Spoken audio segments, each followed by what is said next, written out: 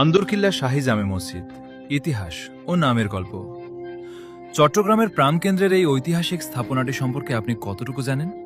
আসুন জেনে নিই। নির্মাণ ও বয়স। আন্দরকিল্লা শাহী জামে মসজিদ ১৬৬৭ খ্রিস্টাব্দে নির্মিত হয়। সম্রাট আওরঙ্গজেবের আদেশে মুঘল সুবাদার শায়েস্তা খাঁর নির্দেশে সেনাপতি বুজুর্গ উমেদ খাঁ এই মসজিদ নির্মাণ করেন। উদ্দেশ্য ছিল চট্টগ্রাম বিজয়ের স্মৃতি সংরক্ষণ করা। ২০২৬ সালের হিসেবে এই মসজিদটির বয়স প্রায় ৩৫৯ বছর, যা আজও ইতিহাসের নীরব সাক্ষী হয়ে দাঁড়িয়ে আছে।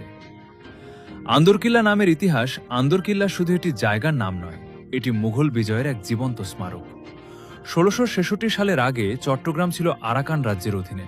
তখন এই এলাকায় ছিল আরাকানিদের একটি বিশাল কাঠের দুর্গ, যার নাম ছিল চাটিগাঁ দুর্গ।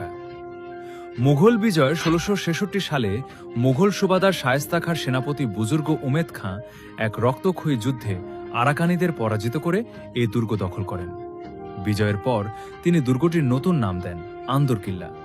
ফার্সি ভাষায় আন্দর সমান ভিতরে / অভ্যন্তরীণ, কিল্লা সমান দুর্গ, অর্থাৎ আন্দরকিল্লা সমান ভিতরের কেল্লা বা প্রধান দুর্গ। সময়ের সাথে সাথে এই দুর্গের আশেপাশের পুরো এলাকাই আন্দরকিল্লা নামে পরিচিত হয়ে ওঠে। শাহী জামে মসজিদের স্থাপত্য দুর্গ বিজয়ের পরের বছর ১৬৬৭ সালে দুর্গের অভ্যন্তরেই এই মসজিদ নির্মিত হয়। মুঘল স্থাপত্যশৈলীতে নির্মিত এই মসজিদ মূলত ইটের তৈরি ৩টি বড় গম্বুজ রয়েছে। বিশেষ আকর্ষণ, পাথরের তৈরি মিম্বর রয়েছে। নান্দনিক কারুকার্য, বর্তমান অবস্থা ও অনুভূতি।